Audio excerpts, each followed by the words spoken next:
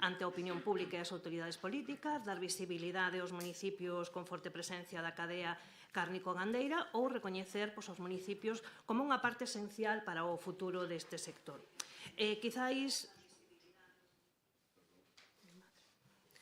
Quizáis non nos podamos comparar os outros dous municipios galegos que xa están adheridos, pero sí é certo que contamos no noso concello con explotacións gandeiras e mesmo cunha gandeiro-cárnica, polo que todo o que sexa darlle visibilidade, apoio e, sobre todo, que é do que se trata cando nos adherimos a este tipo de redes, non? Aprender, coñecer e compartir boas prácticas de concellos máis avanzados na materia para poder logo implementalo no noso concello, polo cual adiantamos o noso voto favorable. Moi ben, moitas gracias polo grupo do BNG. Boa tarde, noite. Benvido, Blas, despois destes días de baixa, que espero que teñas unha pronta mellora. O que hoxe se trae aquí ao pleno é esa adhesión do Concello de Ames a esta rede de entidades locales, tal e como comentaba o Concelleiro de Medio Ambiente. Falamos dun sector, efectivamente, estratégico para o noso territorio, e non só a nivel económico, sino tamén a nivel social, ambiental e cultural, porque a gandeiría é parte do noso rural, do emprego e, sobre todo, da fixación de poboación. E esta adhesión cobra aínda moito máis sentido no contexto actual, no que se está a debater acordos comerciales internacionales, como é o caso de Mercosur, que están a xerar esa gran preocupación no sector gandeiro. E desde este ámbito, o local, non podemos decidir sobre tratados internacionales, pero sí podemos organizarnos, coordinar posicións e, sobre todo, defender con máis forza os intereses do noso sector. Dende o BNG levamos tempo xa advertindo das consecuencias que poden ter este tipo de acordos como de Mercosur para o noso sector gandeiro, e especialmente cando non exixen as mesmas condicións sanitarias, ambientales e laborais. Pero nos votaremos efectivamente tamén a favor desta adhesión. Moitas grazas. Moitas gracias polo Grupo Popular, señor Beiroa. Boa noite a todos. Adiantar o noso voto a favor. Moitas gracias. Moi ben, moitas gracias, señor Antelo. Nada, agradecer o voto a todas e a todas, o voto favorable. Simplemente decir que hai en Piñeiro, ahora mesmo estás intentando instalar unha empresa do sector cárnico das máis importantes do Estado, e que se está atopando con numerosas trabas e tamén sobre todo, que falta tanto a nivel no Concello, a nivel municipal, como eles mesmos están tendo moitas dúbidas que lle son difícil de resolver. Por lo tanto, eu creo que este tipo de convenios é bo, tamén o ter outras experiencias e tamén o coñecer as outras experiencias. E, por outro lado, tamén simplemente decir que toda ferramenta que traballe en prol do rural eu creo que é boa. Moitas veces podémonos cuestionar, pero estos son ferramentas que son moi positivas tamén para o rural, ou esperemos que así sean positivas. Moitas grazas. Moitas gracias. Segunda quenda. Ninguén. Pasamos á votación. Votos a favor. Unanimidade. Moitas gracias.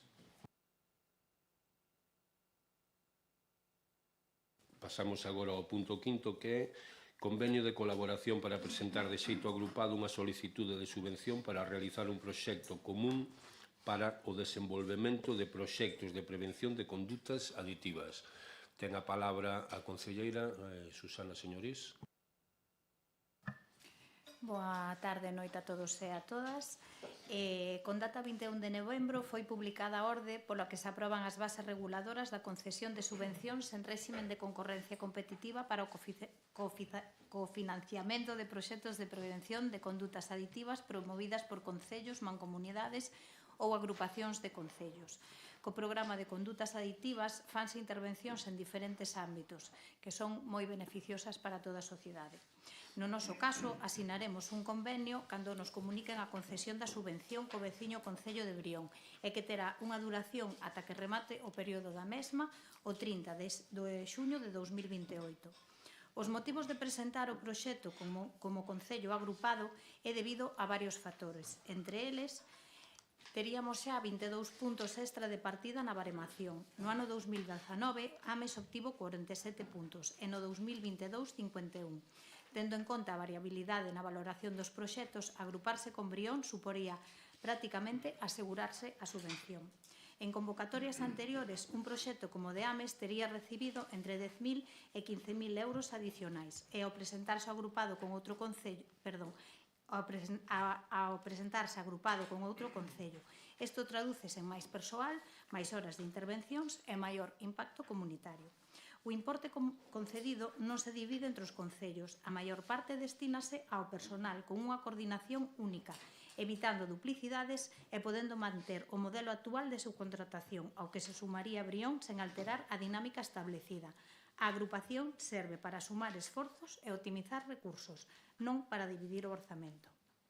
Liderar un proxecto conxunto reforza a posición de Ames como concello de referencia na prevención de condutas aditivas na contorna, sumando esforzos con Brión e un compromiso compartido coa saúde pública.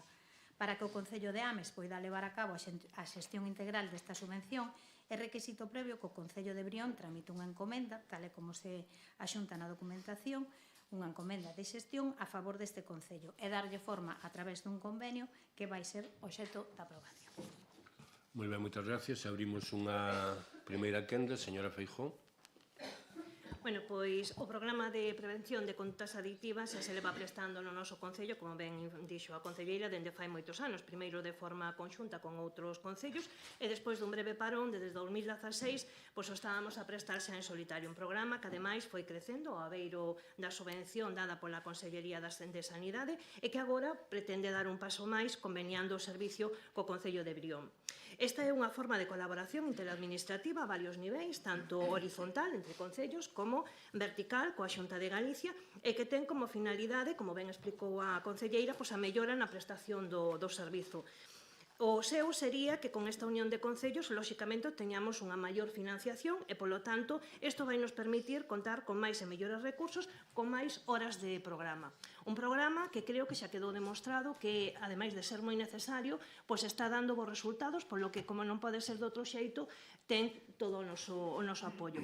Simplemente comentar que, vendo a memoria que se presentou para a solicitude de subvención, alegrámonos moitísimo da incorporación a este programa da Consellería de Mocidade a través da súa técnica, algo que consideramos que é totalmente necesario, ademais de que é moi acertado, pero tamén temos que decir que botamos en falta a colaboración de outros técnicos e técnicas municipais, en concreto do Departamento de Benestar Social, que teñen moito que aportar a hora de traballar cas familias e de facer de enlace cos centros educativos, como son, por exemplo, as educadoras familiares, o mediador intercultural ou mesmo a nosa psicóloga municipal, por non falar tamén do técnico de voluntariado, creando así un verdadeiro equipo multidisciplinar de carácter municipal e que dese apoio e cobertura ao persoal externo contratado, intentando así darlle forma a unha unidade municipal de intervención que complementase as accións en coordinación cos equipos de orientación dos nosos centros escolares.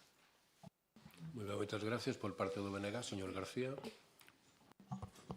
Os concellos somos a administración máis próxima á cidadanía e, por tanto, temos unha responsabilidade directa na promoción da saúde, no apoio ás familias e na protección á infancia e á mocidade.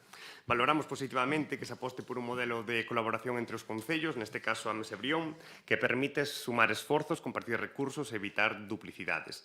Trátase dunha fórmula que, ademais de cumprir coa normativa da convocatoria, resulta máis eficiente desde o punto de vista organizativo e económico. O proxecto que se centra fundamentalmente nos ámbitos escolar e familiar, que son espazos clave para a prevención temperá, e actuar nestes contextos antes de que aparezan situacións problemáticas é unha das ferramentas máis eficaces que temos para evitar consecuencias máis graves no futuro, tanto a nivel sanitario como social. Por todo isto, dende o BNG consideramos que este convenio é un instrumento axeitado para reforzar o papel do Concello na prevención da saúde pública e no apoio ás familias. É por iso que vai contar con o noso voto favorable. Obrigado. Moi ben, moitas gracias, señor García. Por parte do señor Raulego. Moi boa tarde.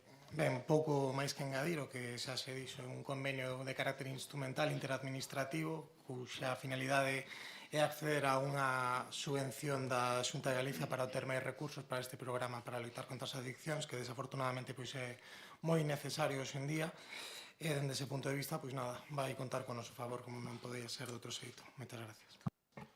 Moi ben, moitas gracias. Señora, señorís. Moitas gracias. Nada, efectivamente, como decía Luísa, leva funcionando dende o ano 2017 e, bueno, teño que decir que é un programa que ten moi boa acollida tanto por parte dos centros educativos como polas familias, polo que vemos necesario seguir traballando nel e reforzando pois todas esas pequenas eivas que en algún momento pois os nosos pequenos e non tan pequenos pois poden atopar neste camiño da súa vida. Dicir tamén que, aínda que a Pili, que é a traballadora do Departamento de Mocidade, é a responsable do contrato, pero que, bueno, que estaremos todos os departamentos formando un engranaxe perfecto para que todas aquelas aportacións e todas aquelas suxestións que se poidan facer, pois vayamos todos da man, tanto en Ames como en Brión, para darlle unha mellor cabida a todos os proxectos que se levan a cabo. Moi ben. Moitas gracias. Pasamos a unha segunda quenda. Procedemos a votar, entonces. Votos a favor do punto quinto. Votos a favor. Unanimidade. Moi ben, moitas gracias. Pasamos agora ao punto sexto, que é o Plan Estratégico de Subvencións do Concello de Ames, período 2026-2027. Ten a palabra a concelleira. Señoras e señores. Bueno, boa noite de novo. Efectivamente, como ben saben, aqueles concellos que pretenden outorgar subvencións deben aprobar o seu correspondente Plan Estratégico de Subvencións. Para mellorar a eficacia, a legislación vixente establece que se elabore un plan estratégico de subvencións de carácter plurianual e con carácter previo ao nacemento das subvencións ou convenios de colaboración que a corporación poida celebrar. Para estes anos 2026-2027, as subvencións que se recollen neste plan por áreas son as seguintes: para Protección Civil 7.000 euros, para Medio Ambiente 13.000, para Servicios Sociais e Promoción Social 290.400, Educación 27.500, Promoción Cultural 80.000, Normalización Lingüística 8.600, Deportes 131.000 e Promoción Económica e Fomento do Emprego 84.000, o que fai un total de 621.500 euros para a concesión de axudas en distintos ámbitos que se desenvolven no noso concello e que fan de Ames un concello máis dinámico, máis participativo, xa que axudan a fomentar actividades de interese público, apoio e inclusión social, económica ou cultural que benefician a comunidade. Dicir que este plan estratégico de subvención é un documento vivo e que se en algún momento se decide conceder algunha subvención, bolsa ou premio, poderá ser modificado traendo dita modificación a este pleno. Moitas grazas. Moi ben, moitas gracias. Abrimos unha primeira quenda. Señora Feijóo. Bueno, pois, como ben dixo a concelleira, hoxe traemos a aprobación o Plan Estratégico de Subvencións para o período 2026-2027. Un plan que debería ser un documento riguroso, xa non vou a decir consensuado, pero que pasa a ser un mero formalismo para cumprir a legalidade. Un plan que, aínda que, como di a concelleira, é un documento vivo e se pode modificar, pois nos consideramos que é un plan incompleto, porque, según nos informaron na comisión, xa dentro dunhas semanas poderá sufrir unha nova modificación, algo que xa estamos acostumbrados, porque, de feito, xa o anterior sufriu ata 6 modificacións, se non me equivoco. E se ben é certo que estamos de acordo cas subvencións que se recollen neste plan, tamén non é menos certo que botamos en falta outras, como, por exemplo, os bonos consumo ou a creación de subvencións específicas para o pequeno comercio que tanto lle está costando sair adiante no noso concello, ou mesmo subvencións para as asociacións veciñais para que poideran levar a cabo actuacións propias na súa contorna, como xa temos solicitado en varias ocasións neste pleno. Por lo tanto, non vamos a poder dar o noso voto favorable a este plan, aínda que tampouco nos interporemos na súa aprobación, pero sí que nos absteremos. Moi ben, moitas gracias. Señoras Seijas. Bo día, boa noite a todos e a todas. Ben, como explicaron as compañeiras que me precederon, estamos ante un documento importante, non? Posto que as subvencións, non, que se llevan a dar ás asociacións do noso concello, sendo Ames un concello con un tecido asociativo importante.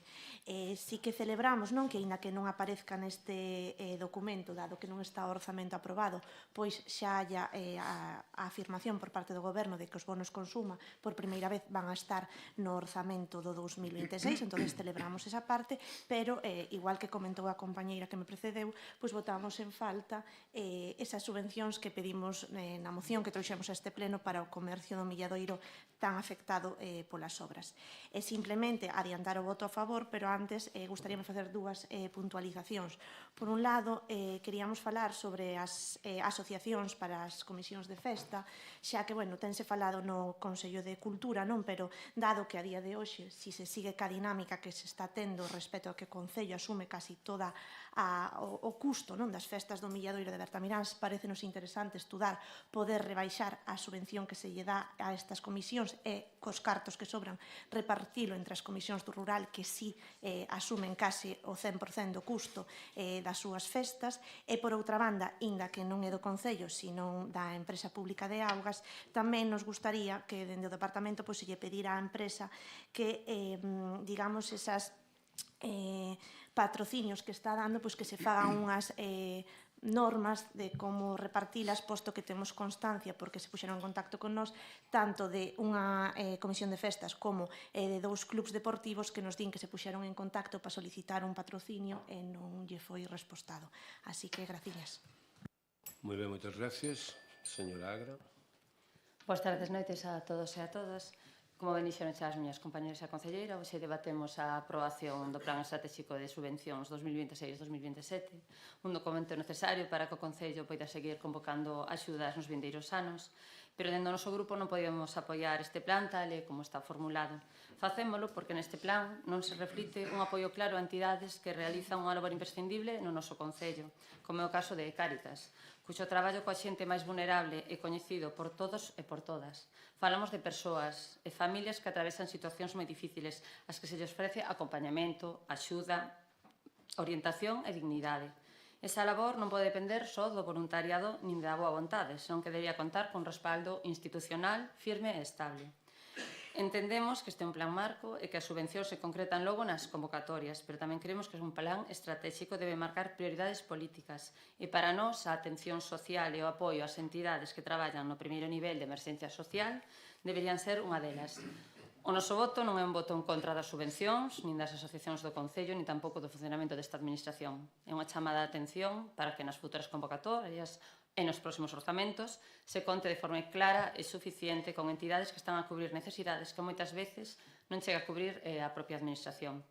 Por responsabilidade non imos a bloquear a aprobación dun documento que permite seguir concedendo axudas, pero tampouco podemos dar un apoio pleno a un plan que non visibiliza nin garante o respaldo a unha labor social tan fundamental. Agardamos que esta mensaxe sexa escoitada e que no desenvolvemento deste plan se corrixa esta falta, porque falar de políticas sociais, falar de persoas concretas, con nomes e apelidos que necesitan respostas reais. Moi ben, moitas gracias. Ten a palabra a concelleira, señorís.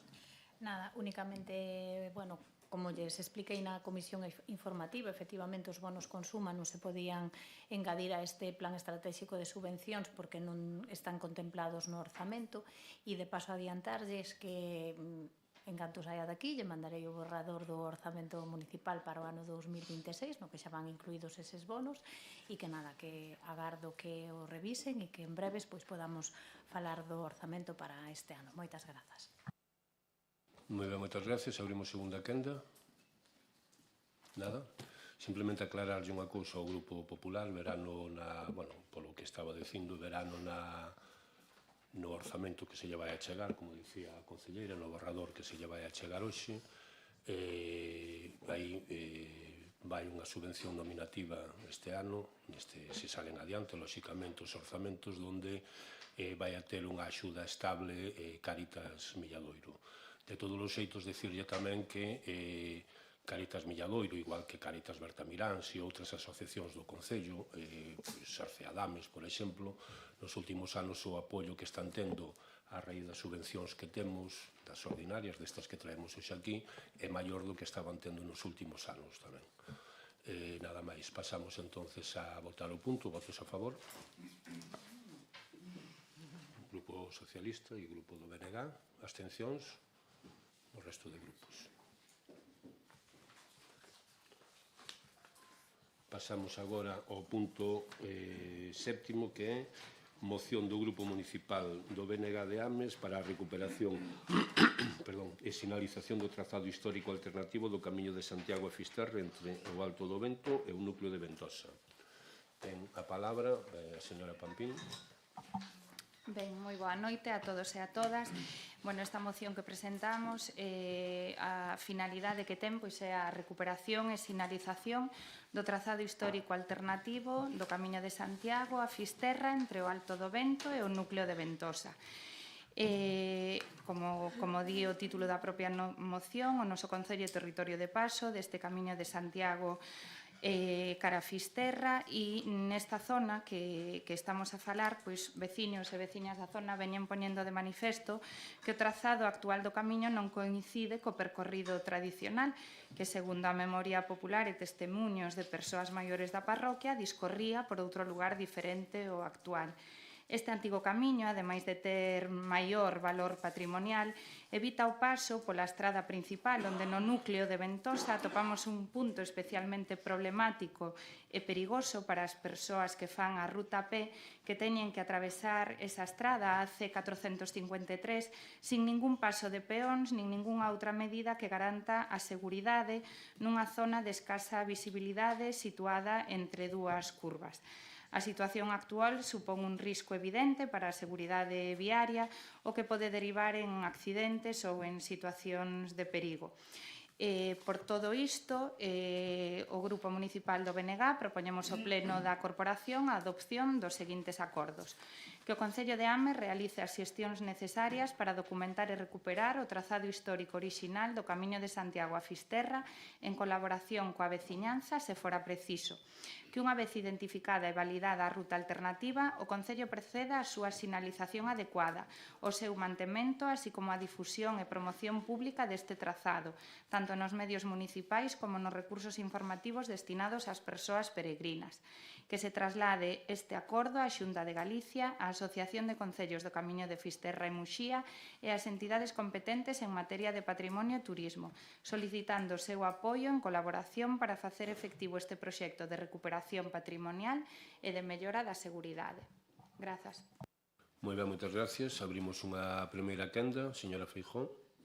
Bueno, dende Espazo Común manifestamos o noso apoio a esta moción, xa que pon en riba da mesa unha problemática real que ven arrastrándose no tempo e que require dunha solución. O trazado actual do Camiño Santiago-Fisterra no treito entre Alto do Vento e Ventosa presenta deficiencias evidentes en materia de seguridade, accesibilidade e convivencia co tráfico rodado, e isto afecta tanto as persoas peregrinas como os veciños e veciñas da zona.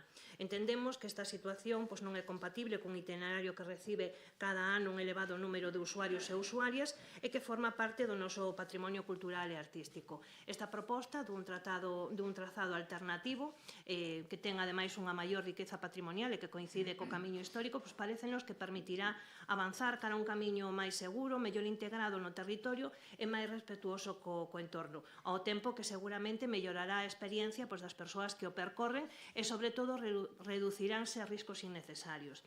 Por todo isto, entendemos que é de responsabilidade apoiar iniciativas que contribuían a mellorar a seguridade, a protexer o camiño e, sobre todo, a poñer en valor o noso territorio. Por iso, como xa dixen ao principio da miña intervención, o noso voto será a favor.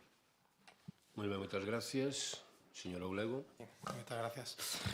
Ben, pola nosa parte, dende logo, estamos a favor de poñer en valor todo o que é o patrimonio cultural, máxime cando estamos a falar do Camiño de Santiago, e evidentemente todo o que se tomar medidas para evitar accidentes con peregrinos e facilitar a seguridade viaria, evidentemente tamén. Basta con ver as veces que reiteramos o establecemento dunha senda na Grela onde pasan miles de peregrinos todos os anos. En canto ao fondo da moción, pois é certo que o trazado histórico non está definido, está sendo obxecto de estudo, é un camiño que é un BIC, non está declarado de Patrimonio da Humanidade, e de feito hai un estudo dun decrecente asociados, de un estudo que está facendo esta delimitación.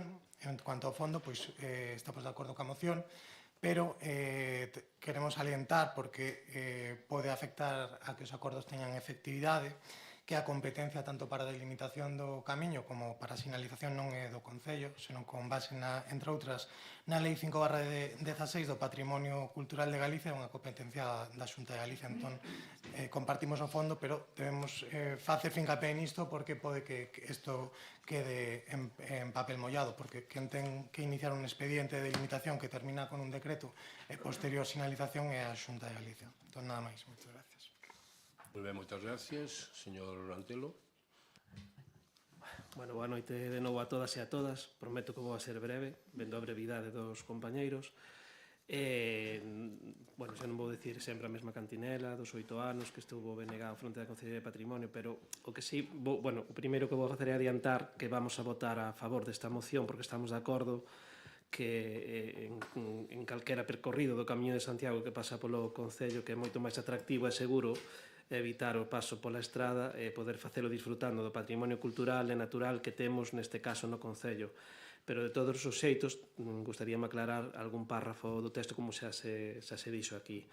E é que sí, que o trazado de todos os camiños de Santiago é competencia autonómica, non é competencia municipal. Despois, con respecto a este camiño, que é o camiño de peregrinos ao que vostedes fan referencia, é tamén coincidente co antigo camiño real. E segundo o catastro e os planos da concentración parcelaria de covas, algunhas partes deste camiño que cruzarían a día de hoxe, cruzaría por fincas privadas e probablemente en algún momento foron serventías que daban acceso ás fincas en antaño. Por certo, este antigo trazado, ubicándonos dende a C453 na recta do Lombao, baixando cara a Auga Pesada, tiña continuidade pola marxe esquerda de baixada dende o Lombao ata cruzar a ponte medieval da Auga Pesada. E dito trazado, a día de hoxe, son prácticamente todas parcelas de propiedade privada. Tendo en conta que o artículo 74 da Lei de Patrimonio Cultural de Galicia di que o conxunto de rutas dos camiños de Santiago está constituído por vías de dominio público, entendemos o porqué deste trazado actual do mesmo, que eu coincido tamén con vostedes que non é o máis axeitado seguir unha vía principal, unha carretera, neste caso. En canto á seguridade, no cruce da C453, ali en Ventosa, dende o Concello se lle trasladaron á Axencia Galega de Infraestructuras e á Dirección Xeral de Mobilidade varios escritos entre o ano 2020 e o ano pasado solicitándoles limpezas de beirarrúas, elementos de seguridade e, en concreto, un paso de peóns nesa zona pola afluencia peonil en boa parte debido ao camiño de Santiago, sobre todo no verán, recibindo a última contestación o ano pasado onde decía textualmente que non se cumpren os criterios para o paso de peóns. En definitiva, se dende o Departamento de Patrimonio Cultural da Xunta fan viable o antigo trazado ou modifican calquera outro dos camiños que pasan por Ames, dende o Concello acometeránse os traballos de conservación e mantemento. Moi ben, moitas gracias. Señora Pampín. Nada, bueno, simplemente decirlle ao señor Eulego que a verdade que a complicación que el ve eu non me consta que sexa tal. De feito, o que estamos pedindo facer é algo que, apoiado pola Xunta de Galicia e polo Xacobeo e demais, que xa se fixo en moitos outros concellos, non dubido que haxa que trasladarlo á Xunta de Galicia para que eles o difundan e mesmo utilice a súa sinalización concreta do camiño, pero os trazados alternativos en outros concellos xa se levaron a cabo. Neste caso, de feito, non sei, os compañeiros e compañeiras do Partido Popular, estou segura de que o concelleiro Antelo sí que conoce de que camiño estamos a falar, xa está totalmente transitable. De feito, estes días de choiva nin sequera as acumulacións de auga era un problema, porque xa é un camiño que a verdade que sin demasiada man humana mantense bastante ben. Cando me falaba o dos trazados o do cruce do Lombao e demais, eu a verdade que lle estou falando desde a urbanización do bosque animado ata o núcleo de Ventosa na placiña esa que hai, o sea, nin sequera máis para baixo. Lóxicamente, o que sí que descoñezo é se ese camiño de monte, que, como digo, é moi empregado xa agora, se hai zonas do camiño que sean propiedade privada. O descoñezo, eu sí que sei que os veciños e as veciñas da zona transitan moito por aí, porque, lóxicamente, é bastante máis agradable, a parte de máis seguro, que atravesar esa nacional.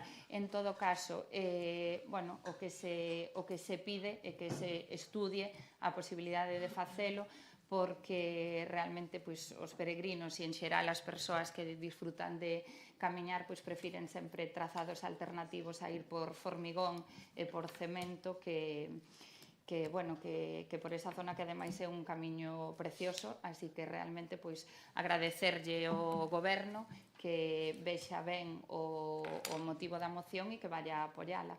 Moitas grazas. Moitas gracias. Abrimos segunda quenda, señora Feijóo. Segunda quenda, señor Eulego. Gracias.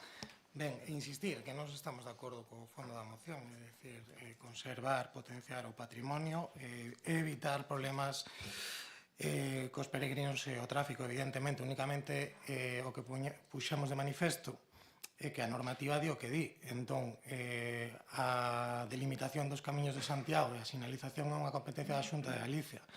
O que fan asociacións e demais pois é trasladar estudos para que, evidentemente, a Xunta de Galicia inicie este expediente que termina con un decreto, que incluso pode ser o decreto recurrido no Tribunal Superior de Xustiza, no caso de que non se estea de acordo co mesmo, pero a competencia que eu convidolle a concelleira que me diga se coñece algún concello que me diga cal fixo medidas para sinalizar o Camino de Santiago.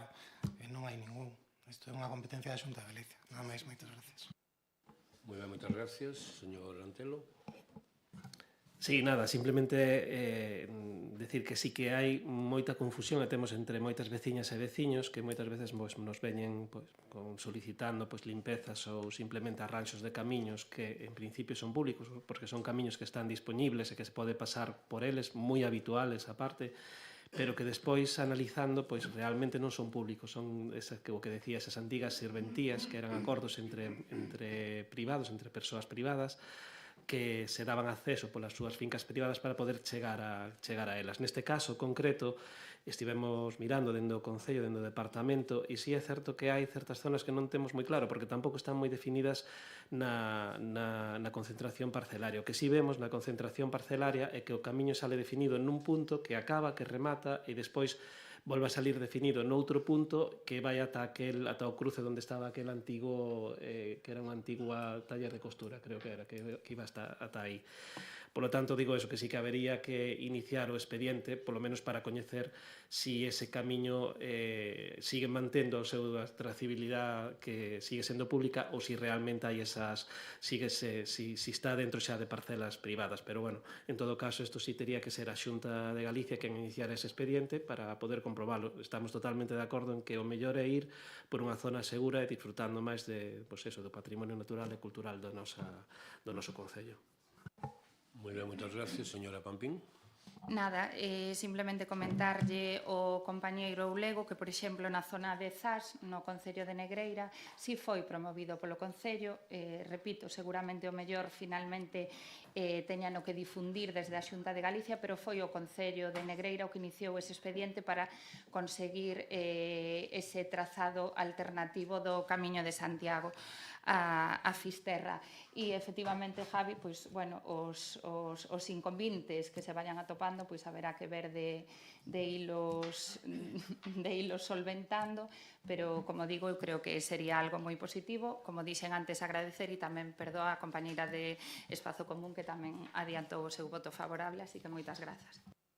Moi ben, moitas gracias. Unha vez debatido o punto, vamos a proceder á súa votación. Votos a favor. Unanimidade, moitas gracias. Pasamos agora ao punto 8º, que é moción do Grupo Municipal do Bénega de Ames para a creación e regulación dun recargo no imposto de bens inmobles para vivendas desocupadas con carácter permanente. Ten a palabra a señora Seijes.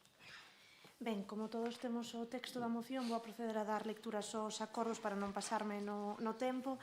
En primeiro lugar, iniciar os trámites para a modificación da ordenanza fiscal reguladora do imposto sobre bens inmobles para incluir un recargo sobre as vivendas desocupadas con carácter permanente, baixo os seguintes criterios. Primeiro, a definición de vivenda desocupada. Entenderase como tal aquela que permanezca desocupada de forma continuada e sen causa xustificada por un prazo superior a 2 anos, pertencente a titulares de 4 ou máis inmobles de uso residencial. Criterios de detención. Ausencia de contrato ou falta de consumo eléctrico e de auga, inexistencia de persoas empadroadas no inmoble e inmobles en estado de ruína ou que incumpran as obrigas de conservación. causas xustificadas de desocupación, no que aplicará o recargo en tales casos, traslado temporal por razóns laborais ou formativas, situación de dependencia ou saúde, vivendas obxeto de litixio, rehabilitación en curso ou vivendas á venda, con un plazo máximo dun ano nese estado, no caso do alugueiro de 6 meses. En segundo lugar, establecer un réximen de gravames graduais sobre a cuota líquida do imposto, un recargo do 50% con carácter xeral para vivendas desocupadas de xeito permanente, un recargo do 100% cando o tempo de desocupación sexa superior a 3 anos e un recargo adicional do 50% cando o titular posúa 2 ou máis vivendas desocupadas neste termo municipal. En terceiro lugar, instar a Administración Municipal a realizar un censo de vivendas baleiras no Concello para garantir a transparencia e eficacia na aplicación desta medida. En cuarto lugar, dar traslado deste acordo ao Departamento de Intervención, Tesorería e Urbanismo para iniciar o expediente correspondente. Grazas. Moi ben, moitas gracias. Abrimos unha primeira quenda, señora Feijón. Bueno, aínda que compartimos a diagnosis de fondo que existe un grave problema de acceso á vivenda e é necesario mobilizar as vivendas baleiras, entre outras medidas máis, tamén temos que decir que non sei se o saben, isto é algo que xa estaba aprobado polo Concello de Ames, que leva desde 2016 intentando cobrar sen éxito un recargo sobre a cuota líquida do IBI sobre os bens urbanos de uso residencial que se atopen desocupados. Explícome. No pleno de 29 de outubro de 2015, dende o Goberno, sacouse adiante a modificación do artigo 14 da reordenanza reguladora do IBI. Perdón. Sinto, pero é que o eco é horrible. Como iba dicindo, a ver, se sacou adiante a modificación do artigo 14 da ordenanza reguladora do IBI pola que xa se establecía o devandito recargo. Algo que, a pesar de estar aprobado, pois non se puido aplicar, xa que esta medida necesitaba dunha normativa sectorial autonómica que regulase o concepto de vivenda baleira, tal e como se establecía o establece o artigo 72.4 do texto refundido da Lei Reguladora das Facendas Locais que a Xunta nunca chegou a implementar. Aínda que, bueno, parece que agora mesmo que a Lei 12/2023 de 24 de maio de 2023 polo dereito á vivenda pois deixa aberta esa porta a través da disposición final terceira na que modula o recargo os inmobles de uso residencial que estén desocupados con carácter permanente no IBI nos termos que se propoñen na moción. Non sería unha cuestión nada doado, ademais, porque, bueno, como ben comentan no texto da moción, habería que modificar a ordenanza, habería que declarar a vivenda desocupada con carácter permanente e polo que sería necesario tamén establecer un procedimento garantista. Dito todo isto, tamén temos que decir que non compartimos de todo que a subida do IBI sexa a ferramenta máis axeitada para acadar o obxectivo que se pretende, que é a mobilización da vivenda baleira. Si o que se pretende recaudar, pois sí, lóxicamente sería efectivo, pero para conseguir esa movilización que realmente é o que pretendemos, entendemos que penalizar fiscalmente os propietarios non resolve as causas reais polas que moitas vivendas permanecen baleiras. Na maioría dos casos non falamos de especulación, senón de medo ao impago, a ocupación ilegal ou aos custos derivados de posibles conflitos, especialmente no caso de pequenos propietarios, persoas que adquiriron esa vivenda como medio de aforro ou como medio de inversión. Dende Espazo Común consideramos máis eficaces as medidas que incentivan en positivo, que deben vir de administracións con competencias reais en materia de vivenda, como son a Administración Autonómica ou mesmo a Administración Estatal. Falamos, por exemplo, dos seguros públicos de impago, os seguros de responsabilidade civil, que cubran, lóxicamente, toda a duración do contrato do alugueiro, ofrecendo así esa seguridade xurídica e económica aos propietarios. É algo que xa se puso en práctica e que, ademais, está funcionando. En Ames temos exemplos. Tamén podemos mirar o exemplo de que se están aplicando en outras zonas. Por exemplo, en comunidades como o País Vasco ou Navarra, os programas públicos de intermediación no alugueiro combinan garantías fronte ao impago, cobertura de danos e acompañamento administrativo e conseguiron incorporar vivendas ao mercado sin recorrer exclusivamente a vía sancionadora. Ademais desto, consideramos que tamén son necesarias políticas reais de vivenda social e axudas directas aos inquilinos en situación de vulnerabilidade para garantir que poidan asumir o alugueiro sin risco de exclusión, algo que resulta moito máis eficaz socialmente que a subida de impostos ou o actual sistema de repercutir todos os gastos no propietario. Para rematar, creemos que o camiño non é castigar, senón dar seguridade, apoio e, sobre todo, incentivos reais. Moi ben, moitas gracias. Señor Beiroa. Bueno, boa noite outra vez. O BNG o que nos trae hoxe a pleno é unha moción que aparenta ter un contido de preocupación social, pero nada máis lonxe da realidade o que pretenden con esta moción é modificar unha ordenanza fiscal, a ordenanza do IBI, para levar a cabo unha maior presión fiscal. Que en Ames existe un problema de acceso á vivenda é algo evidente, non solamente en Ames, sino, como se expuxo e como somos todos coñecedores, en moitas partes do territorio español. O que non é aceptable é o que din nesta moción, que é sinalar aos propietarios como os culpables cando o verdadeiro problema de ausencia de vivendas é a escasa oferta. De feito, fai uns meses o propio alcalde recoñecía nun medio nacional, creo que era, que o problema da vivenda solucionase con máis vivenda. Compartimos plenamente esa medida. Nesta moción votamos en falta e non se propón nin unha soa vivenda nova, nin un só metro cadrado rehabilitado, nin unha soa garantía para quen queira alugar. O único que se propón é cobrar máis e que os concellos, neste caso o Concello de Ames, recaibude máis. Iso non é política social, ao noso modo de velo. Iso que é un fracaso na xestión convertido nun recargo fiscal. É unha medida tamén, ao noso modo de ver, que é claramente inxusta e clasista, porque o BNG fala de grandes tenedores, pero o que a propia moción establece son recargos automáticos sen analizar situacións concretas e sen avaliar a capacidade económica nin as circunstancias persoais de cada unha das persoas ás que se lles gravaría os seus inmobles con este novo recargo. Porque para o BNG, acaso, herdar vivendas é motivo dun castigo fiscal, cando o Concello decide, o Concello en base a que pode decidir que persoa é un bo veciño ou un mal veciño se usa a súa propiedade destinando ao aluguer ou non. Iso para o Partido Popular non é xustiza social, como pretenden facer vostedes. Para nós iso é un intervencionismo fiscal puro e duro. Tamén votamos en falta nesta moción un gran esquecido que nos preocupa porque é realmente quen fai algo pola vivenda no noso Concello, que é a Xunta de Galicia. Aquí hai unha cuestión que chama especialmente a atención. Non aparece na vosa moción ni unha sola referencia a vivenda pública. Quen construye vivenda pública en Ames é a Xunta de Galicia. Non fai moitos meses vostedes mesmos apareceron nunha presentación a cal foron convidados, como é lóxico, para presentar máis de 200 vivendas públicas no noso Concello para sacarse a foto. Esos son políticas reais de feitos e non de propaganda nin de demagoxia. Porque tamén votamos en falta que non haxa unha crítica, aínda que sexa construtiva, ao goberno municipal, que ten a potestade de mobilizar solo, de levar a cabo as modificacións no planeamento urbanístico para posibilitar que se construa vivenda, que ao final é a solución para evitar o problema da vivenda que sufre Ames, Galicia e toda España, pois é precisamente unha competencia municipal. E neste caso, pois non hai nin a máis mínima crítica, xa digo, aínda que sea construtiva ao goberno municipal, para levar a cabo esta medida. Remato xa. Ao noso modo de ver, esta moción non é unha moción valente, é unha moción cómoda, unha moción que parece que marca a folla de ruta do BNG, que falar de temas que preocupan a veciñanza sin entrar no fondo e nas solucións que creo que comparten comigo, que saben que son as correctas para solventar o problema, e tampouco é unha moción social, é unha moción puramente recadatoria que o único que pretendería sería aumentar o ingreso do IBI no Concello de Ames sin solventar o problema. Máis nada e moitas gracias. Moi ben, señor Fernández.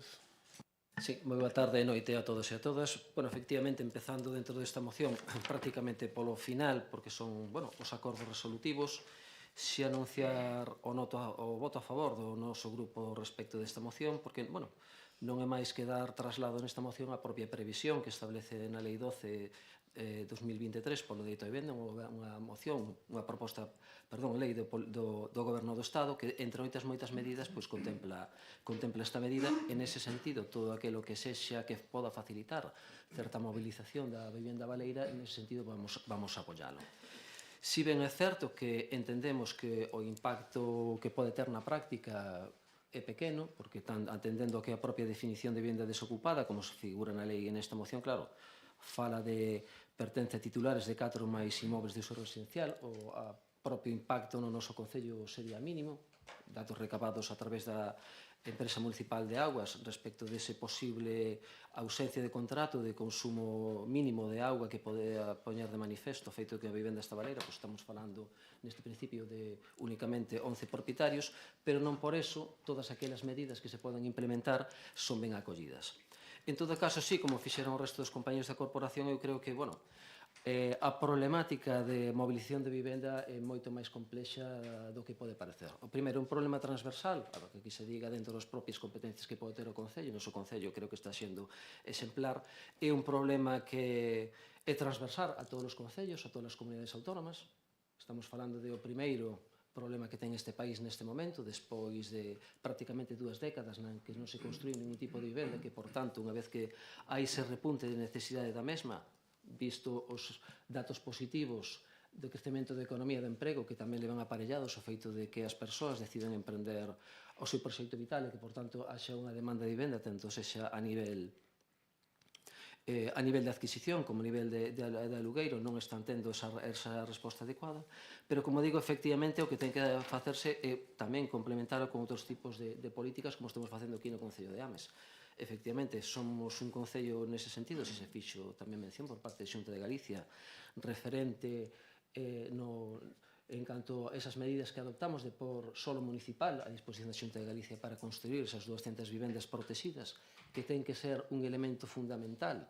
España é un dos países con menos vivenda pública de toda a Unión Europea, que é un problema precisamente ocupacional importante. Neste Concello estamos dando pasos nese sentido e, ao mesmo tempo, o que estamos facendo é mobilizar o solo público disponible por parte do Concello. Hoxe, na Xunta de Goberno Local, vimos de aprobar o que sacar efecto público a subasta esas parcelas municipais que ten o parte do Concello para poñer a disposición de promotores da maneira que se poda ampliar o parque público de vivendas e, ao mesmo tempo, o que foi ao longo do ano 25, vimos sacando, en concreto, vivendas residenciais, 5 bloques de construción para un total de 177 novas vivendas, que creo que vai a colaborar a precisamente mobilizar ese parque novo de vivendas e, ao mesmo tempo, tamén hoxe vemos dar licencia a un novo edificio de 50 vivendas.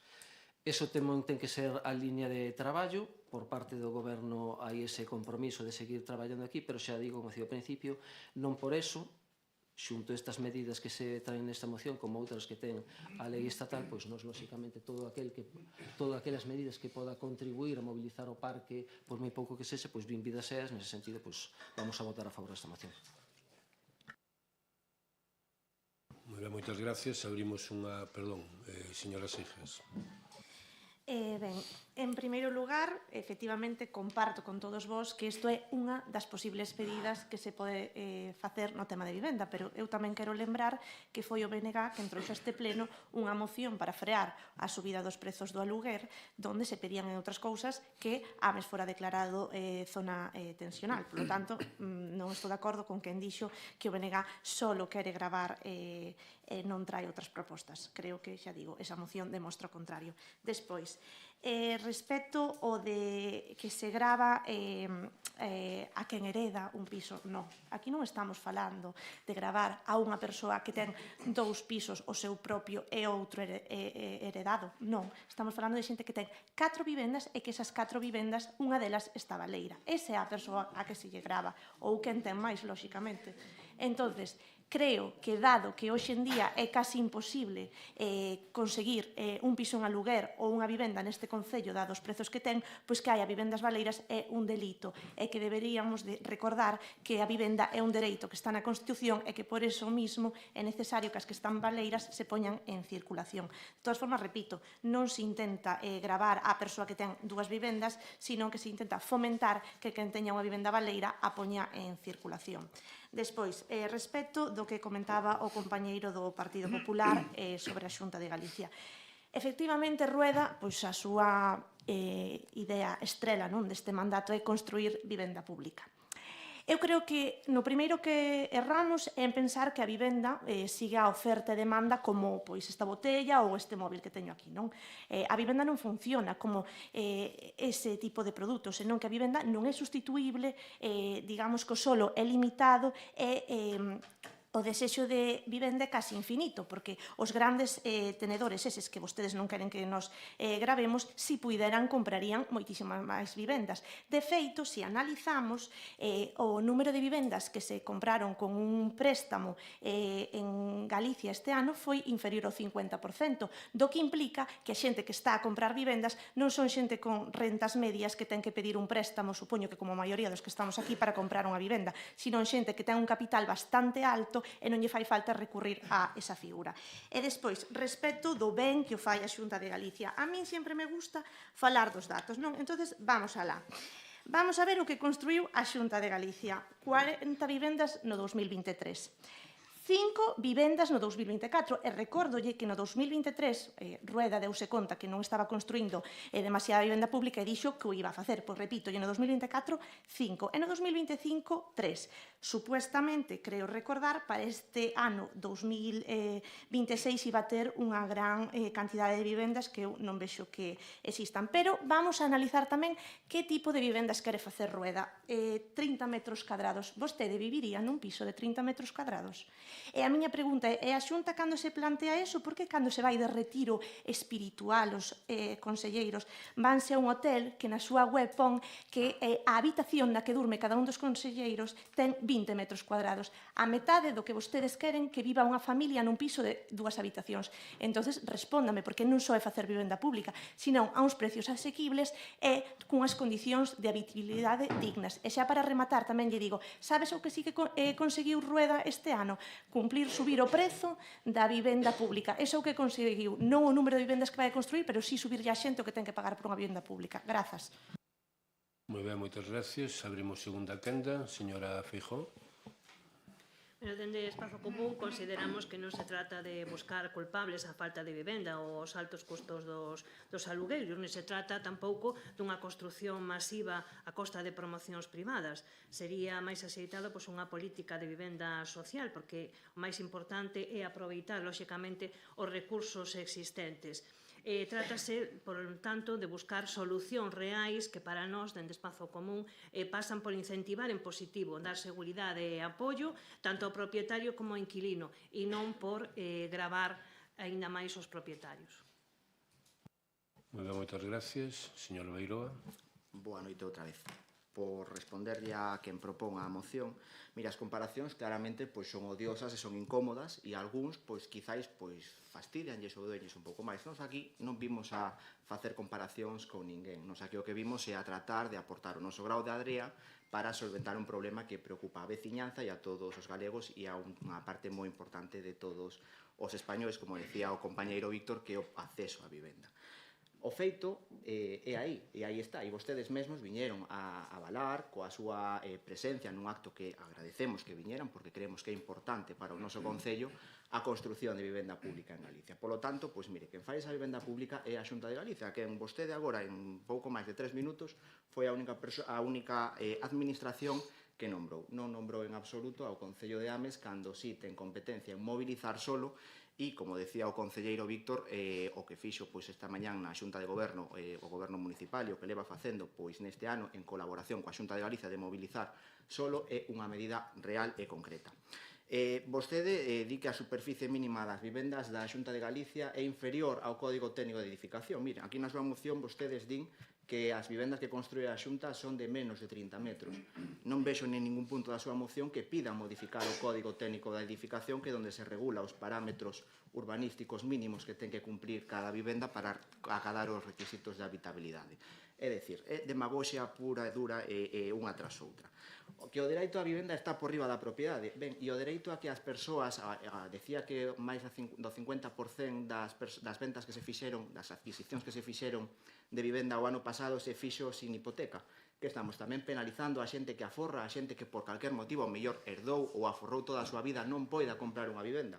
Eso que vostedes queren, esa é a política do BNG, unha política de intervención fiscal, de unha intervención económica e dun populismo fiscal para o seu nicho de votos. En definitiva, o Partido Popular, como xa dixen anteriormente, hai dúas políticas. Hai unha política dos feitos, que é a que fai o Partido Popular cando goberna, aí está o exemplo da Xunta de Galicia, ás cales, como decía antes, vostedes respaldaron coa súa presencia nesa presentación de nova promoción de vivenda pública en Galicia, e despois está a política do BNG, que é falar moito e facer pouco.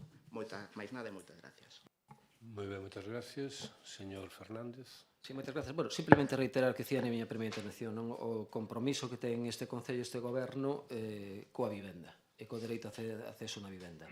Todas aquelas actuacións posibles que permitan mobilizar tanto solo como vivendas baleiras van a estar na primeira liña de actuación nosa, de que ponemos esta moción, e desde logo o noso compromiso con continuar afondando nas políticas levadas hasta agora que permita crear o parque de vivenda e que ao maior número posible de persoas podan acceder a ela. Hai que ter en conta, ademais, que o noso Concello medra. E o noso Concello, neste compromiso que temos como Goberno, vense manifestando, e así se nos ven transmitindo ao longo destes últimos anos, de que lonxe de ser o Concello de Ames ese Concello que no que moitas veces, accedíase, digamos, como nunha segunda liña de actuación, por canto noutros concellos, sinaladamente en Santiago, non era posible acceso a vivenda, intentaban acercarse ao noso Concello para adquirir esa vivenda, agora é a primeira opción para moitas persoas. O Concello de Ames neste momento xa a primeira opción directamente para sentarse e iniciar un proxecto vital aquí. E máis, hai persoas que residen en Santiago, deciden emprender un novo proxecto vital aquí en Ames, precisamente por a nosa calidade de vida e a nosa calidade de servicio. Eso é no que vamos a seguir traballando, xa digo, todas as medidas que permitan mobilizar, aunque só sexa unha vivenda para que unha persoa poda acceder a ela, así o vamos a levar a cabo, e desde logo sempre promocionaremos todas aquelas parcelas que estén destinadas a vivenda e non destinar parcelas destinadas a vivenda a terceiras opcións ou outros usos terciarios que non sean as mesmas, como tamén a temos escoitado. Por tanto, nese sentido, simplemente, apoiar esta moción. Moi ben, moitas gracias. Señora Seixas. Sí, nada, primeiro contestar, que estou penalizando a xente que aforra. Vamos a ver, o prezo da vivenda en Galicia situouse en 1.436 euros metro cuadrado.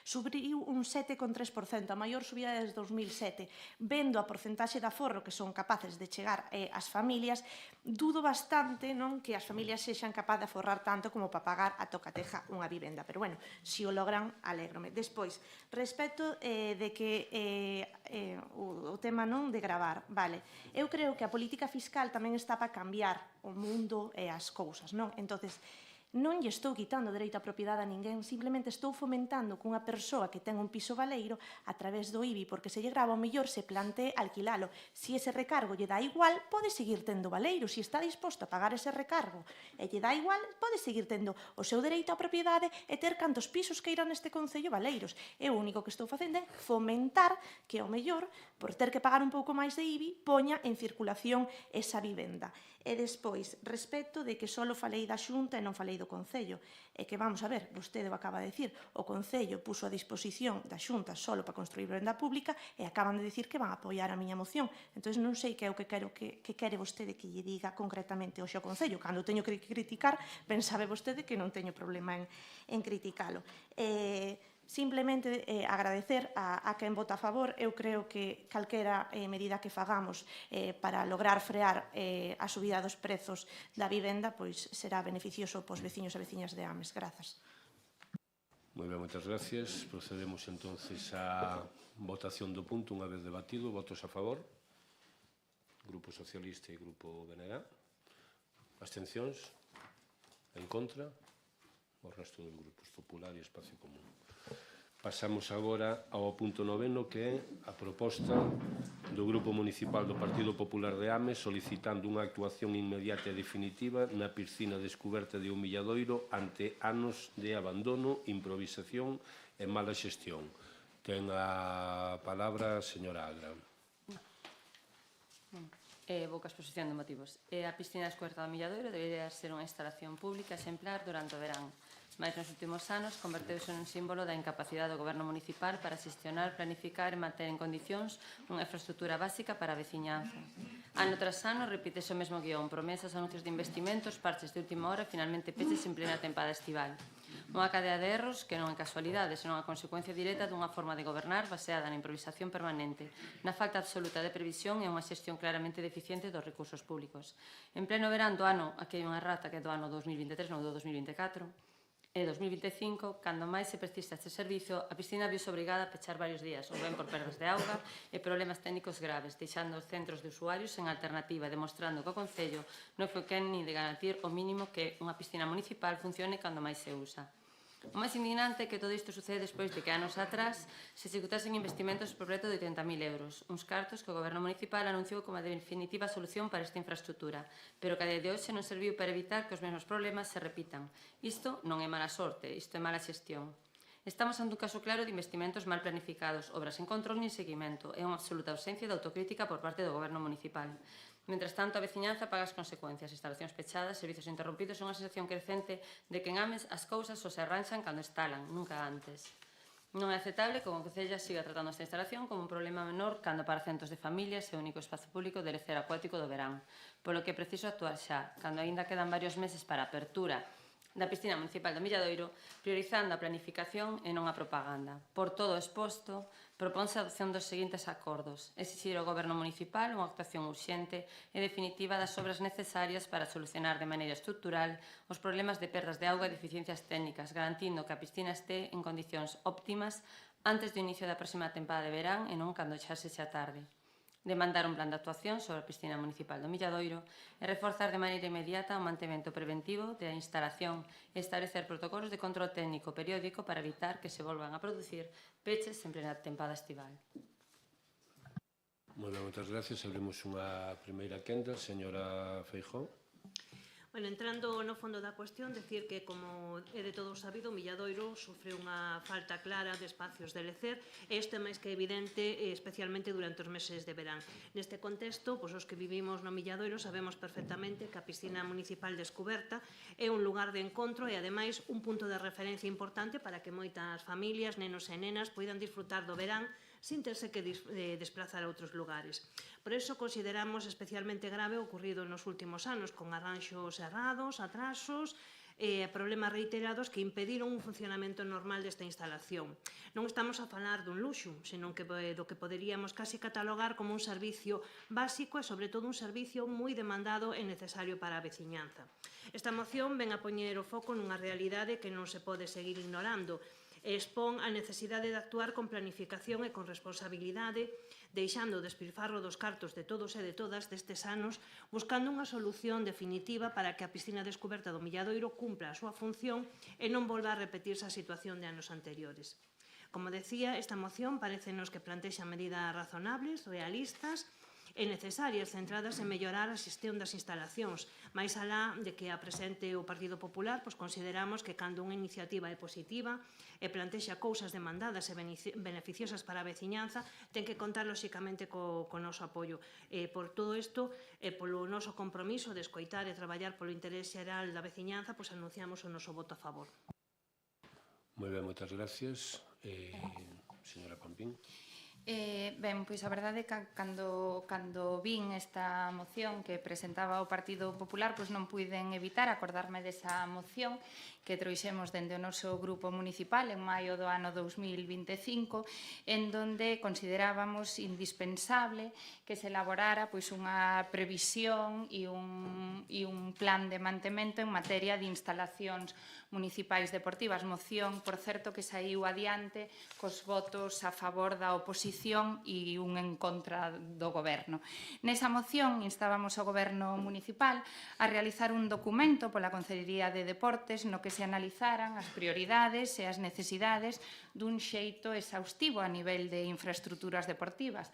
A continuación, pedíamos tamén establecer unha planificación concreta con previsión dos investimentos a realizar en instalacións deportivas nese ano e nos vindeiros ata o final do mandato.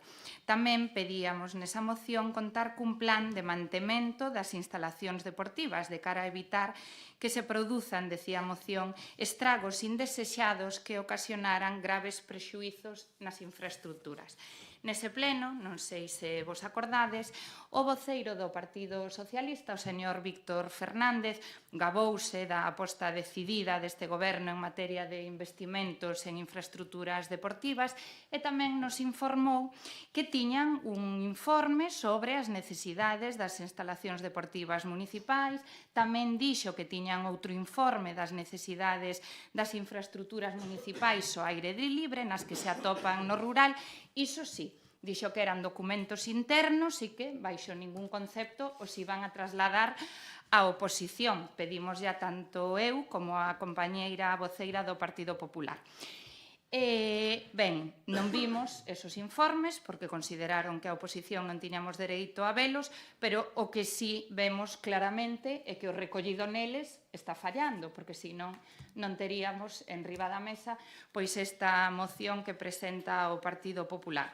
Polo tanto, igual que estábamos alarmados en maio do ano 2025, despois veu o verán, aconteceu o que aconteceu nesa piscina municipal descuberta no Milladoiro e sendo, ademais, xustamente a vila da que estamos a falar que carece de bastante zona verde e de espacio para o lecer lonxe do formigón, entendemos que non se pode permitir que volva a acontecer algo semellante nesta infraestructura. Eu creo que é totalmente incoherente andar vendendo a bombo e platillo un macrocomplexo con parking privado e piscina climatizada de competición no Milladoiro cando non somos capaces de garantizarlle aos veciños e ás veciñas o uso desa piscina descuberta nos meses de verán.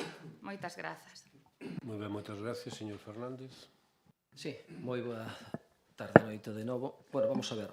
Empezando como facía coa anterior moción de BNG, vou empezar polos acordos resolutivos que nos plantexa esta moción. O primeiro xa para decir que, bueno, compartimos os acordos que aquí se manifestan. O feito de facer actuacións urxentes, facer actividades de mantemento, plan de actuación. Non podemos estar máis que de acordo nesto no sentido que o estamos facendo e que vimos facendo nos últimos anos. Outra cuestión e que vai motivar que xa anuncio a abstención nesta moción é a exposición de motivos que dan lugar a esta proposta de acordos. Eu creo que é necesario facer unha recensión do acontecido co tema da piscina municipal no Milladoiro, precisamente o que tamén se introducía aquí por parte do Grupo Municipal Socialista respecto dos investimentos en infraestructuras deportivas e dentro dese plan de actuacións que nos facemos, porque efectivamente se o temos e foi reflexo precisamente dese plan de actuacións de todo o acontecido e que tivo lugar nas actuacións levadas por o Goberno á piscina do Milladoiro. Eu quero recordar que a piscina do Milladoiro debe ter cerca de 40 anos, ou próximos 40 anos. 30 e pico, 30, un número importante de anos xa na que debe prestando o servizo dos veciños do Milladoiro. Hasta o ano 2007 non se fixo ninguna actuación nela. Ninguna actuación dela. E a actuación que se fixo no ano 2007 por parte daquela, do goberno bipartito, foi a adquisición dunhos módulos prefabricados por uso dos vestuarios, porque a piscina nin vestuarios tiña.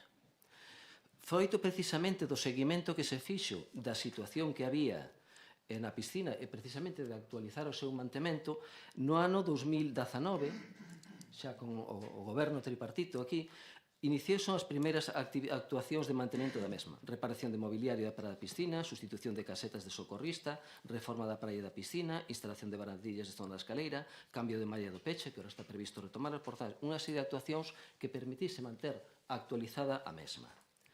Ao mesmo tempo, cabe recordar que tamén se fixo no ano 22, precisamente porque xa se viña detectando polo goberno ese deterioro que había na plaqueta do interior da piscina de Milladoiro, que, por tanto, xeraba queixas por parte dos usuarios respecto de cortes, posibles fugas de aguas e demais, que por parte deste goberno iniciouse a redacción dun proxecto de reparación do mesmo por ese entorno, coa mes progresa, en torno a esos 80.000 euros ao respecto.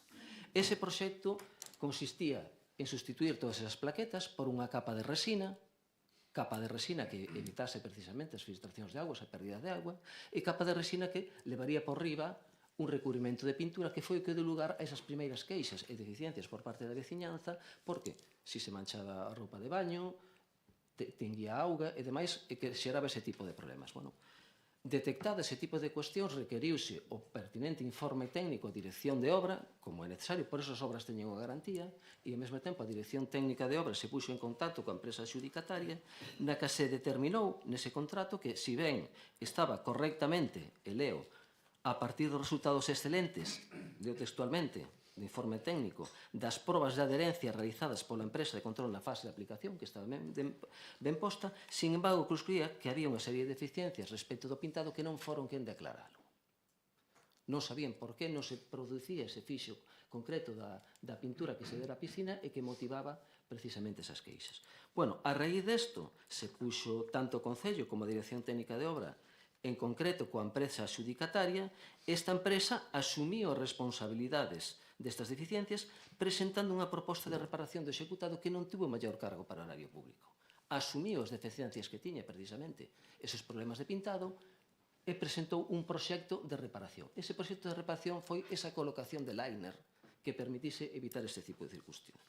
E ao respecto destas circunstancias, a propia empresa decía no seu informe técnico que as láminas de PVC están moi testadas debido a súa instalación xeralizada en numerosas piscinas, tanto públicas como privadas. E a raíz desta cuestión, a propia Dirección Técnica, que no seu momento levou a obra, concluiu que precisamente esta era unha reparación axeitada á vista do éxito técnico que viña remetiéndose no tempo de outras experiencias e que, por tanto, era a posible solución máis axeitada para a solución desta cuestión. Rematando, señor Fernández. En ese sentido, así se executou. Así se executou. Claro, salvo que aquí agora, no pleno, vayamos a facer disquisicións técnicas ao respecto. E fixo esta cuestión, é certo, no primeiro ano de 2024 detectouse que empezaba a haber certos abombamentos que de momento non tiñan unha explicación técnica, que se viu que neste pasado verán do ano 2025 se veron acrecentados. Eso que motivou, precisamente por seguridade e por determinar que era o que acontecía nese sentido, que por parte do Concello pechouse esos 15 días para dar esa solución respecto da correcta colocación dese liner. Eso é o que fixo o Concello. Ni máis ni menos que garantizar o correcto mantemento da piscina e, lóxicamente, con estas incidencias que para o Concello, lóxicamente, non son previsibles. Vamos a seguir traballando nesa cuestión e, lóxicamente, remato xa, a partir deste mes de abril vamos a ir para hacer xa a revisión da propia piscina. Moitas gracias. Moitas gracias, señora Agra. Bueno, en primeiro lugar, darlle as gracias ás miñas compañeras de oposición polo apoio a esta moción. En segundo lugar, escoitando o voceiro do Partido Socialista, dome conta que autocrítica cero. A verdade, teño que dicirlle que doime máis sabendo que vostede é veciño do Milladoiro. Por iso, gustaríame dicir claramente que para nós non é aceptable seguir tratando esta situación como un problema menor. Hai tempo suficiente, como acaba de dicir vostede, que en abril, pareceme perfecto, para a próxima tempada de verán, facer as cousas ben, con planificación, con rigor técnico, con responsabilidade. O que pedimos aquí hoxe eu creo que é moi razonable. Primeiro, unha actuación urxente e definitiva para solucionar, porque sabemos todos os problemas técnicos e esperas de auga que hai no Milladoiro, xa como están as instalacións. Segundo, un plan de actuación claro en toda a piscina do Milladoiro. E terceiro, reforzar o mantemento preventivo, establecer controles técnicos periódicos para que non volvamos a vivir peches en pleno verán, porque se houbera os controles técnicos eso seguramente non pasaría. Non pedimos propaganda, pedimos xestión. Non pedimos anuncios, pedimos solucións reais. Porque a veciñanza de Ames, en este caso a veciñanza do Milladoiro, merece servicios públicos que funcionen e merecen un goberno, pois como neste caso, a ver se é certo que empezamos en abril, se anticipa os problemas e non chegue tarde. Nada máis. Moi ben, moitas gracias. Abrimos unha segunda quenda, señora Feijón. Si, mire, eu só lles digo, invito o voceiro do Grupo Socialista, como veciño do Milladoiro, a que se den un paseo pola instalación, pero non un paseo desos de 5 minutos para chegar e saudar, senón, e tampouco lles digo que vayan que a usen a cotío, simplemente vayan un día, boten ali unha tarde, camiñen descalzos polo alrededor da piscina, utilicen o vestiario, vayan vostedes aos vestiarios e aos servicios. E unha vez que fagan eso, despois que veña outra vez o voceiro do Grupo Socialista e o resto do goberno e que nos digan aquí se están contentos realmente co estado da instalación da piscina descuberta do Milladoiro. Moitas gracias, señora Pampín. Nada, simplemente decirlle tamén ao voceiro do Partido Socialista que eu entendo o seu argumentario, está moi ben, pero o que non podemos ter é os veciños e as veciñas do Milladoiro verán sí e verán non, literalmente quedando sen piscina, como xa se dixo e está exposto nesta moción, tendo en conta que é a única opción de ocio acuático pois que teñen a veciñanza deste lugar. Polo tanto, algo haberá que cambiar e hai que tomar a sartén polo mango, como se suele decir, e solucionar isto xa. E, lóxicamente, a moción conta con noso apoio. Moi ben, moitas gracias, señor Fernández. Sí, vamos a ver respecto que se dixo neste segundo turno de intervencións. Autocrítica cero. Non, claro que facemos autocrítica, de que se pediran con carácter inmediato todos os informes técnicos acreditativos de que era o que tiña acontecido para dar unha solución, exixirle unha solución á empresa concesionaria desta obra que permitentemente se resarza, se poña en funcionamento correcto a piscina a vista desos erros. Eso fíxose desde o minuto 1 e con carácter inmediato. Que un problema menor, en absoluto, por iso actuamos tan rapidamente.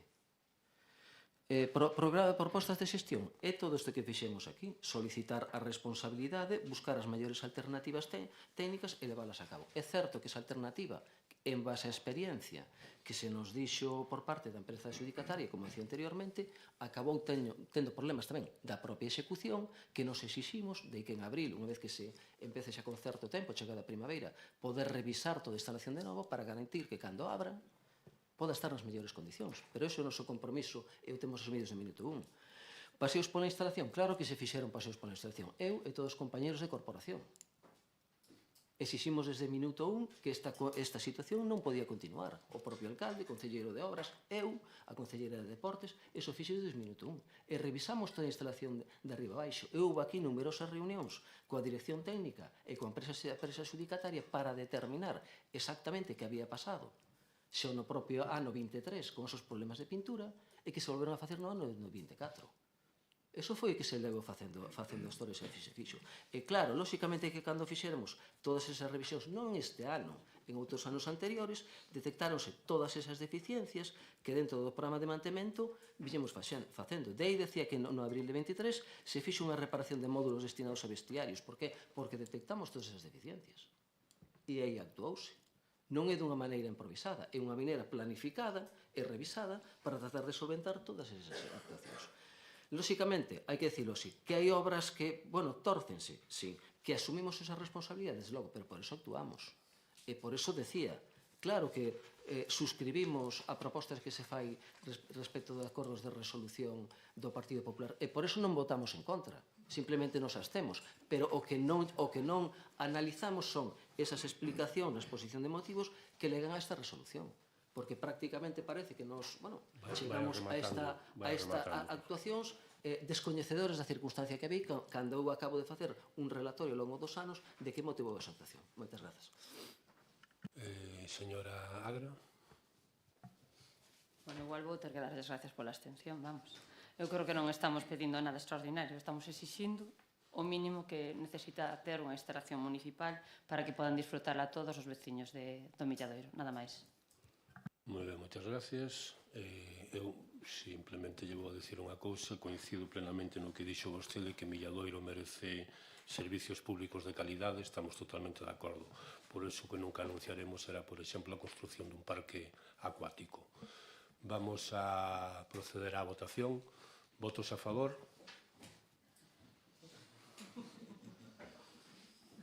Grupo do BNG, Popular e Espazo Común.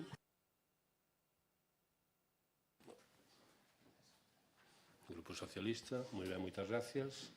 Pasamos agora ao último punto, que é rogos e preguntas. Espazo Común. Partido Popular. Nada. Señora Feijóo. O meu rogo é para o concelleiro de Obras, que xa lle pedimos en varias ocasións que mirase para arranxar a beira rúa que hai diante do antigo centro de saúde, que están a usar agora os maiores para as actividades, entre outros colectivos, xa que cando chovía se facía unha bolsa de agua. Ahora fai tempo que colocaron ali que colocaron ali unha tapa e vallaron a zona, polo que lle rogamos pois, que remate pronto con esas actuacións, xa que se antes acceder era difícil pola auga, agora aínda é peor polo pouco espacio que hai. Moi ben, moitas gracias. Señor García. Eu quería rogar que se puderan arranxar as fochancas que hai diante do supercorno aparcadoiro do Milladoiro. Moi ben, moitas gracias. Señora Seijas. Sí, bueno, eu primeiro quero comezar agradecendo á Concelleira de Mocidade e á técnica que fixeran caso dunha petición que fixemos no pleno de publicitar as actividades que vai levar a cabo o Club Xuvenil, porque creo que así pode chegar o club a moita máis xente. Entón, o meu rogo é que se faga o mismo co Club Xuvenil de Diversidade para que poida pois eso, chegar a información a moita máis xente do Concello. Grazas. Moitas gracias, señor Espinosa.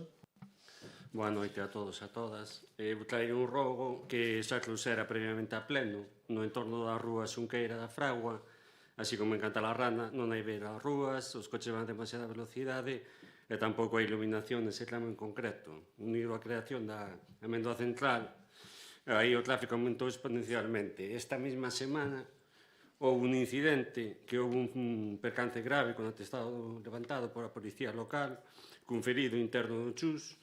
Entón, rogamos que se reordene o tráfico, como dixéramos unha vez anterior. Obrigado. Moi ben, moitas gracias, señora Pampín. O meu rogo é que se revise o estado de conservación do muro do Pazo da Peregrina, porque hai determinadas zonas que precisan dun mantemento, polo menos, a curto prazo. Grazas. Moi ben, moitas gracias, señora González. Pois o meu rogo é un segundo rogo para a señora alcalde, aproveitando que está xa orzamento prorrogado, me gustaría que por fin se poidera de alguna forma cambiar o mobiliario que hai da sala de usos múltiples da Casa da Cultura, porque xa o comentei en outra vez, porque a verdad que ali é onde nos reunimos os grupos políticos, os veciños e veciñas, as distintas asociacións e todas as distintas actividades que hai, e aquelo pues dá un pouco de vergonza. Entonces que por favor aproveitemos o orzamento para cambiar 4 mesas e unhas 20 cadeiras, que non debe ser moito. Gracias. Moi ben, moitas gracias. Preguntas? Espazo común? Partido Popular? Señora Feijóo? Bueno, sabemos que xa se lle trasladou en varias ocasións e, ademais, por varias vías o estado do lavadoiro de raíces e se lle solicitou tamén o seu arranxo do paso de madeira que ten, porque as madeiras cada día están máis estragadas, ahora mesmo incluso están levantadas e o seu estado constituye realmente un peligro. E a pregunta é, teñen previsto arranxalo e se é así, para cando? A quen vai dirixida a pregunta? Estamos mirando de facer algo ali, porque ademais os veciños están nos pedindo unha pérgola tamén. Moitas gracias. Señora González. Pois, de novo, esta é unha pregunta para o señor alcalde e tamén é unha pregunta que xa fixen en outro momento. Eu, cando era Concelleira de Cultura, antes de irme, se me estaba comunicando nos últimos meses que, por favor, licitase as cafeterías das Casas da Cultura. 3 anos despois siguen sin licitar. Está prevista algunha data para esa licitación? Como xa lle comentei, está dentro do plan de licitación, igual que outras moitas cousas que hai que licitar en función da programación, da necesidade e do persoal técnico se van licitando. De todas formas, de recordo que vostede, sendo concelleira, pudo licitar, por exemplo, a cafetería da Casa de Cultura de Bertamiráns, que nunca se licitou e tampouco non o fixo. Incluso tamén podía haber licitado a da Casa de Cultura de Milladoiro, pero tampouco non o fixo, co cal me imagino que non o fixo non por ningunha cuestión extraña, senón porque polos mesmos problemas que eu lle estou trasladando agora mesmo. Moitas gracias. Señora Pampín. A miña pregunta é para o compañeiro Nieto. A min gustaríame saber que ten pensado facer o Goberno en relación a esos requerimentos de patrimonio para poder levar a cabo a senda de Pontemaceira a Carballo. Moitas gracias. Non é unha pregunta. Perdón. Señor Nieto, respóndelle oralmente ou por escrito? Non, oralmente. Eu suelo responder oralmente. Pois o primeiro que vamos a facer é pedir unha reunión co director xeral de Patrimonio. Señor Espinosa. A miña pregunta vai dirixida á Concelleira de Promoción Económica. Existe un contrato menor con número de expediente 13624/2025. O asunto é asistencia técnica para a tramitación de espazos para instalar puntos de recarga de vehículos. Este contrato ten un valor estimado de 3.100 euros. Contando que a duración do contrato eran de 4 meses e que estes 4 meses xa pasaron, a pregunta é como está actualmente a redacción do proxecto técnico ao que se refire este contrato menor? Obrigado. Eu non sei se tú és. Non, é que ese contrato non é meu. É a de mobilidade, me imagino que se está facendo os plegos. Bea, contestas de ti.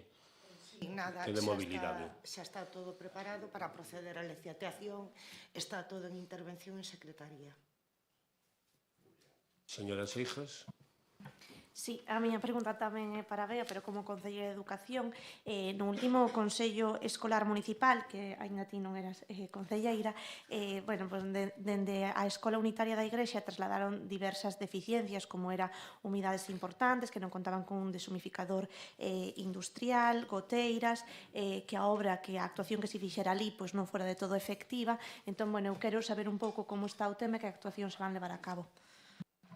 Esta mesma mañá estivemos ali con persoas expertas na materia para ver o que se podía facer e agora estamos á espera dun orzamento. Moi ben, moitas gracias, señor García. Coas borrascas que está vendo e a climatoloxía que estamos padecendo, quería saber pola seguridade dos peóns do Milladoiro se ten previsto acender, ou se é posible, ou se o sistema eléctrico permite, xa acender os semáforos que hai na humanización ou polo menos poñelos en ámbar. Obrigado. Señor Nieto. Ahora mismo é imposible porque algúns faltan por cablear. Sei que están traballando, que os están cableando, no momento que estén todos colocados funcionarán, claro. Moi ben, moitas gracias. Pois, se non hai máis cuestións, damos por rematado este pleno. Boa fin de semana.